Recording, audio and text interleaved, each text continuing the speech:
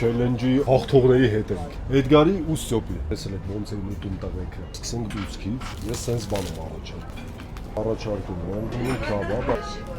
Ձիգ համեր եմ ուզում տղավարի սնենք, Մեծավարի։ վերցնում ենք ծուցկը, սպիտակուցներ, ռուխ ճարպեր։ Քաբաբի հետ կսազի։ Կյանքումս առաջ անգամ փորձում։ Իմպրովիզ էլի։ Ես վստահ եմ, որ չի կարա չստացվի։ Ինձ միանշանակ դուր եկավ։ Հալվում է։